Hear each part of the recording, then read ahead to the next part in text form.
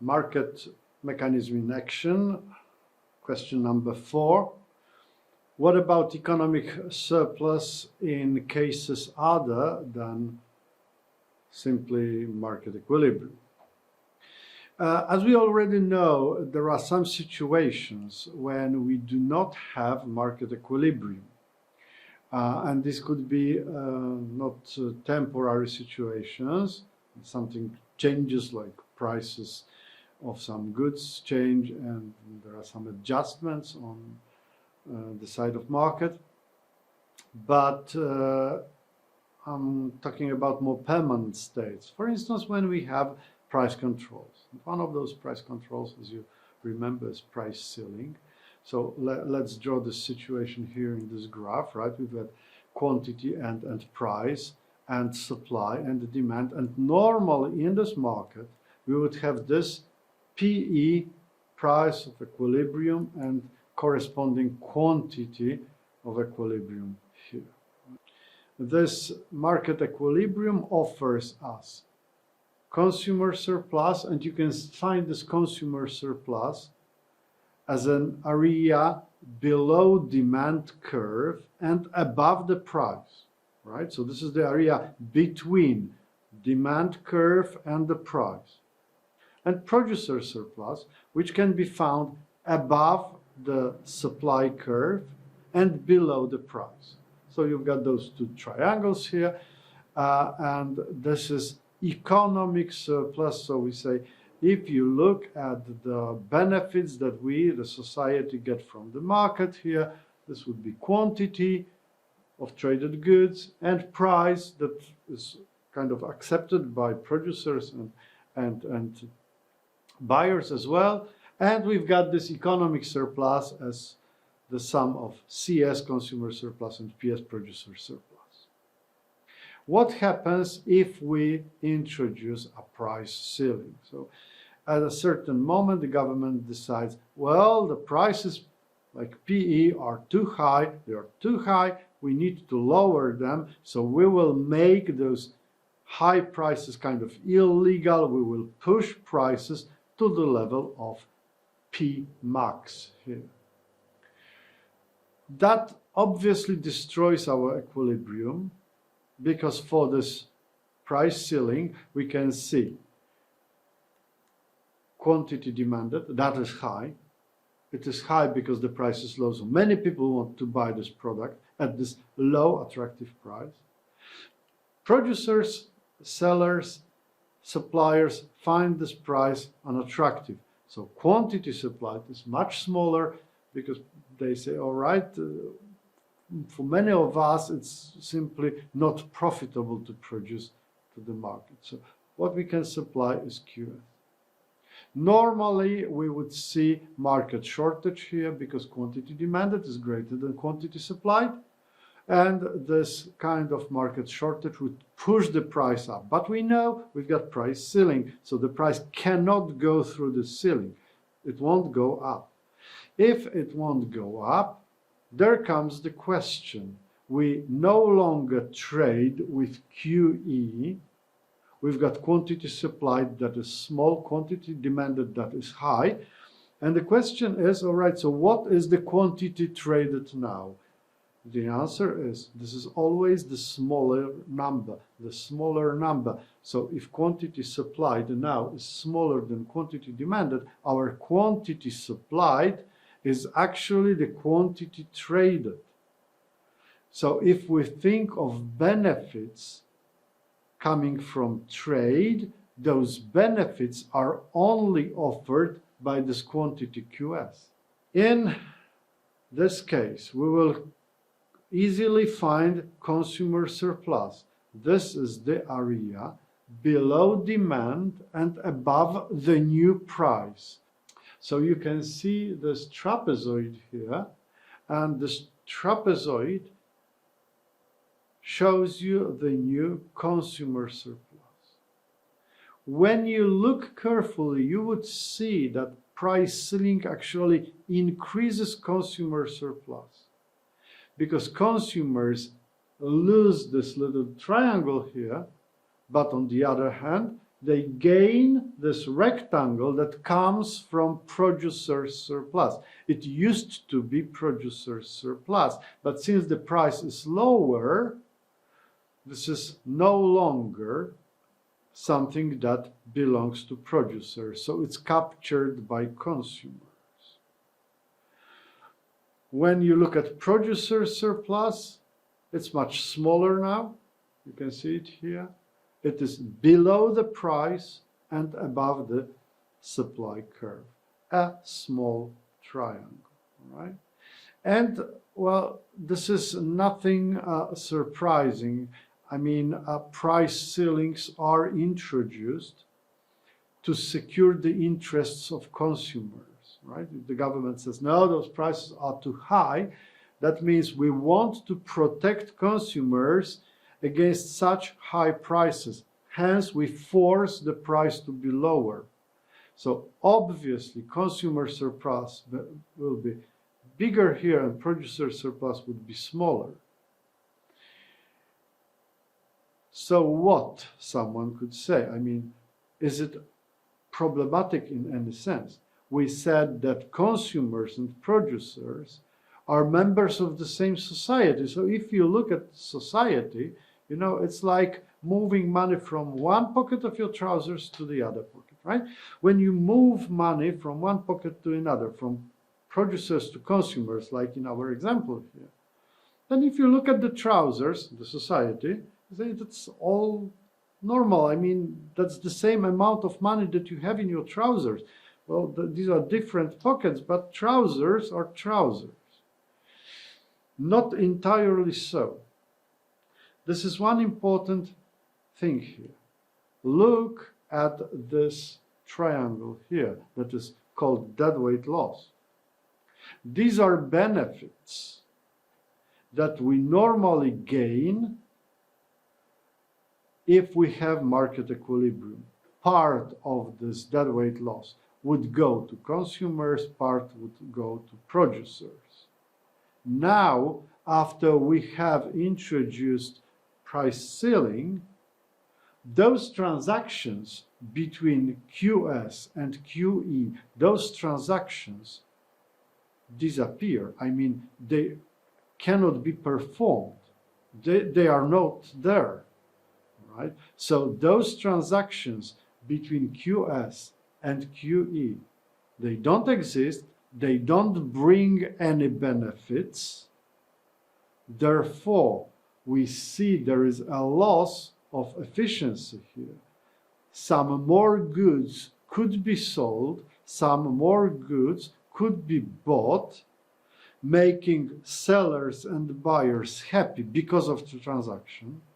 Additionally, some economic surplus would be generated here in this area between QS and QE, but it's not generated, so it's gone, it's lost.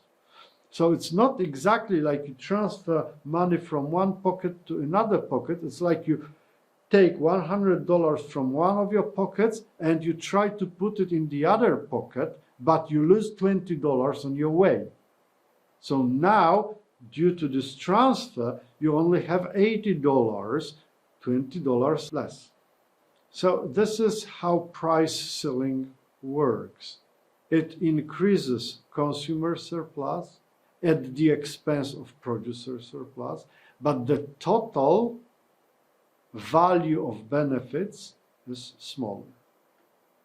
Well, how about another price control, which is price floor?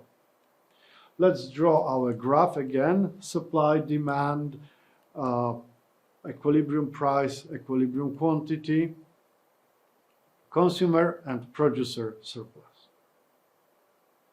Now we introduce a price floor, meaning the government says, no, this price PE is not the right price. It's too low. We need to protect the interest of sellers, therefore the price will be higher. This is the minimum level of the price that can be present in this market. That obviously, again, destroys the equilibrium because we can clearly see that quantity supplied is not equal to quantity demanded. Quantity demanded is pretty small because the price is high. Sellers, suppliers are pretty happy with high prices, therefore quantity supplied is pretty big. This kind of disequilibrium, as you remember, is called market surplus, and when you have market surplus, then market mechanism would try to bring the price down to the PE level.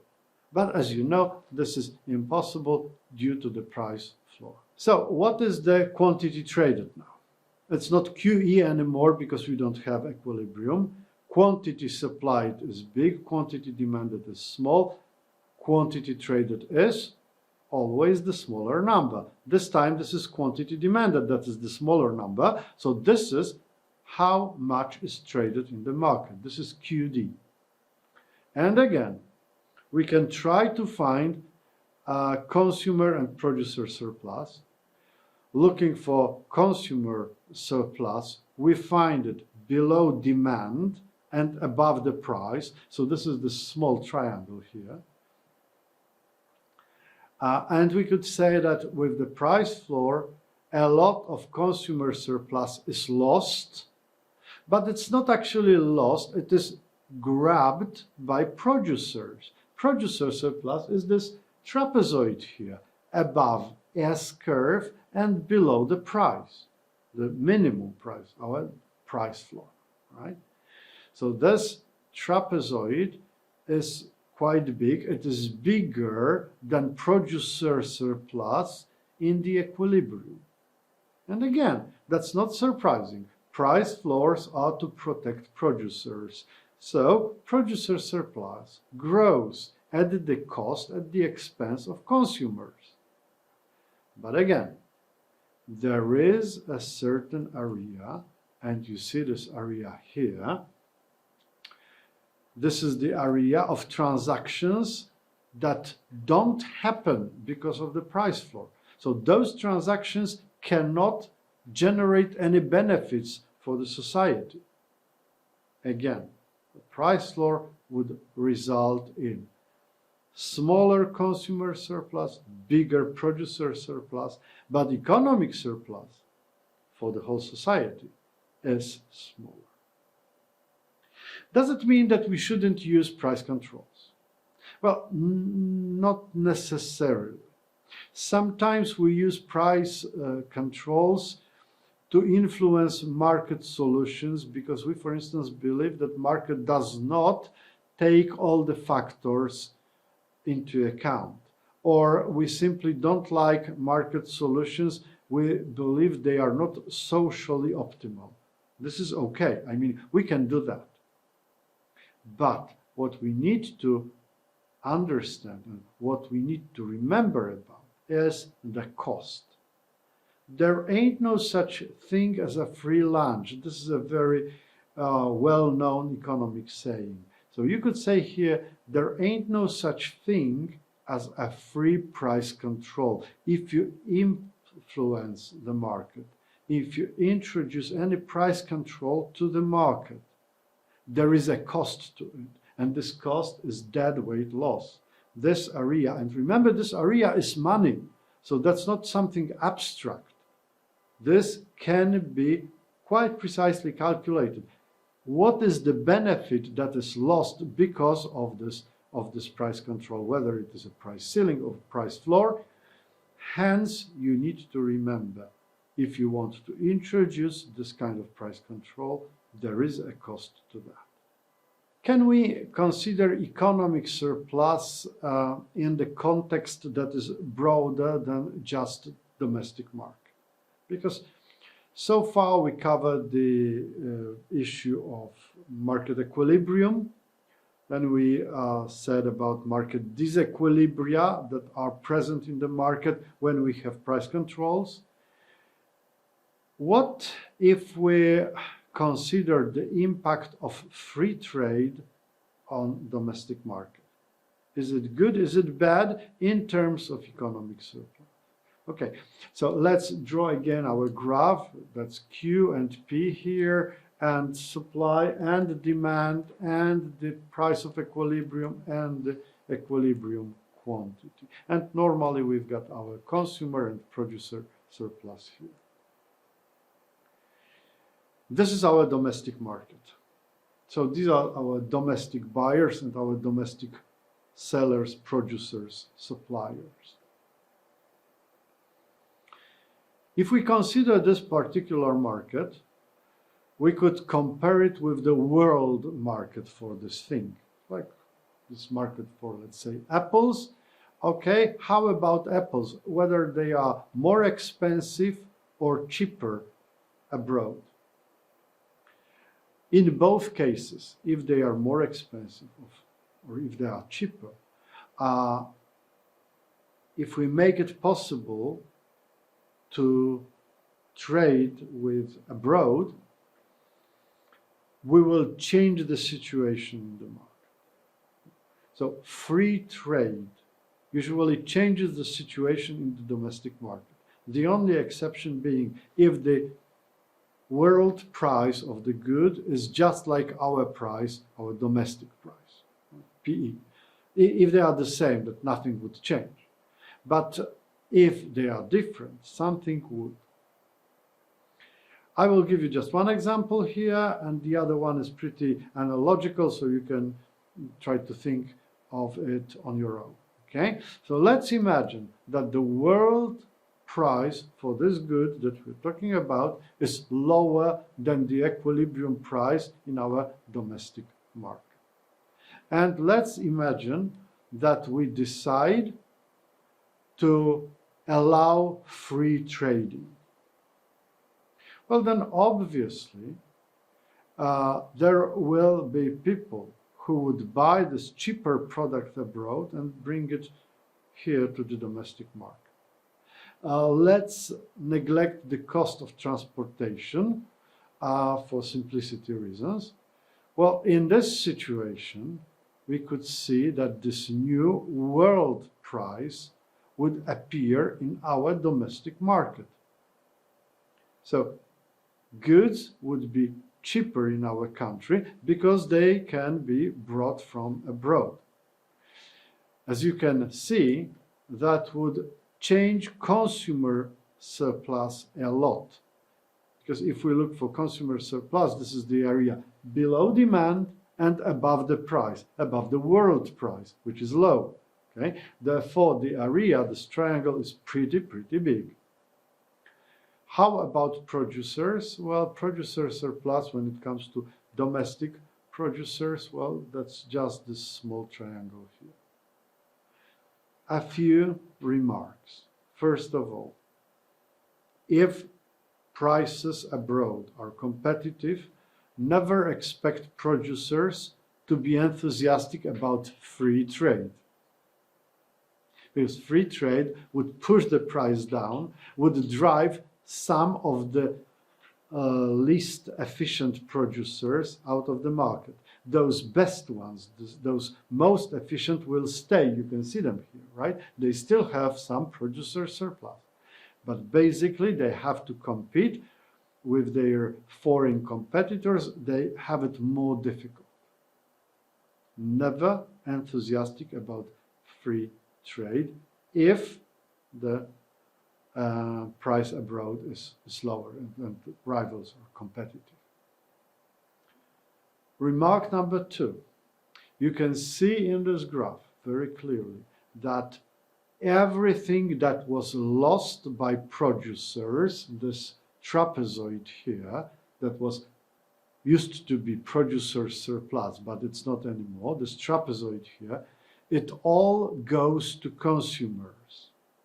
So this time it is like putting money from one pocket to another, because we do not lose anything. The whole area lost by producers is gained by consumers.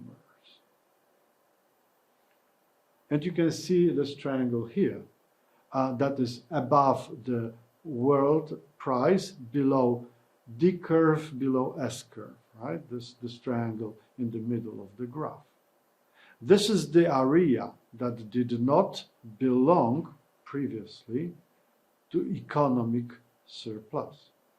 Now it becomes part of consumer surplus. So consumers are very, very much positive about free trading here. The total economic surplus would be this big triangle, consumer surplus, and this small triangle, producer surplus.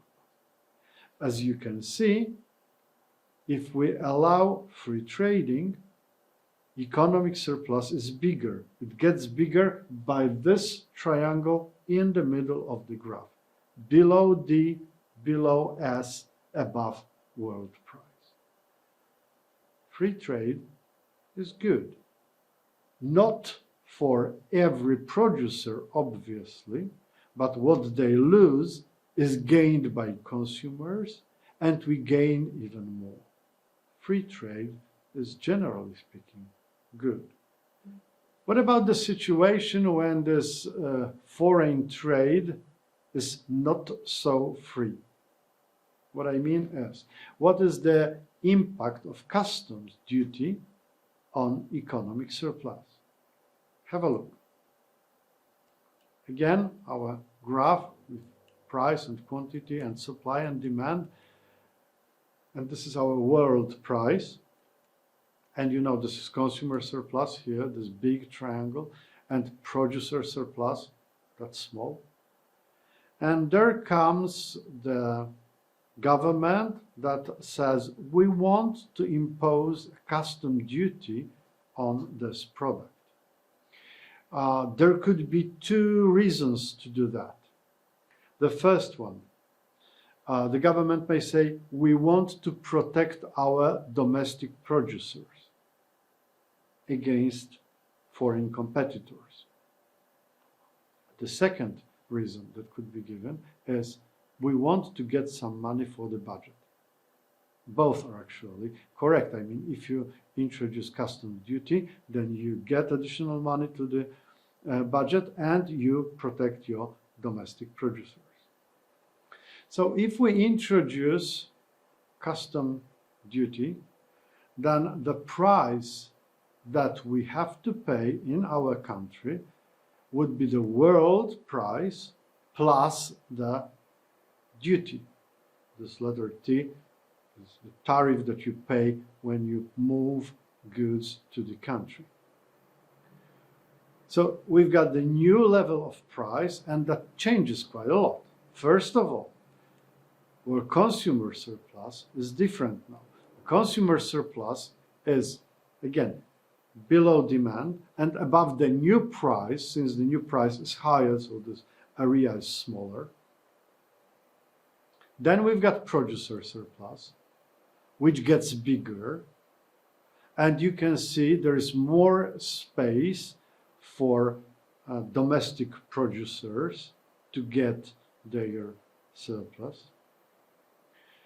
What else do we have? Well, we see there is a difference between quantity supplied by domestic producers and quantity demanded by domestic buyers. Therefore, this difference will be eliminated by importing.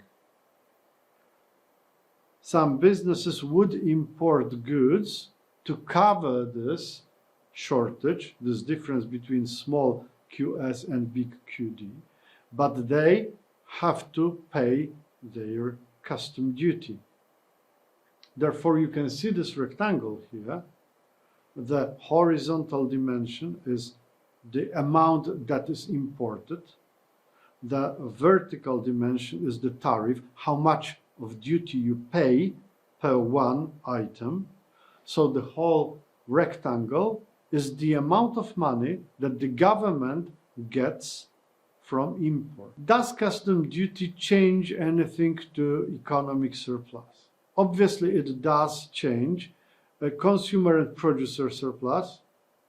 It introduces the new idea of budget revenues from customs duty, this rectangle. But if you compare the total economic surplus with free trade and with custom duty, you will see one difference. There are two triangles here. They do not belong to anyone. They do not represent any value.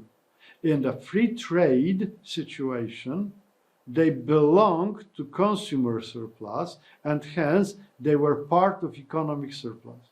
Now they do not belong to anyone.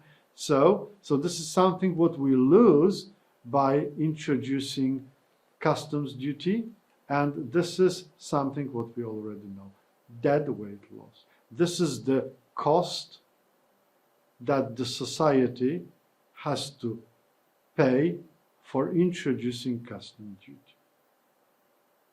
So as you can see, free trading is good, customs duty is not that good because of this deadweight loss, but obviously there could be some reasons, like political, financial, or long-term economic reasons for protecting domestic producers.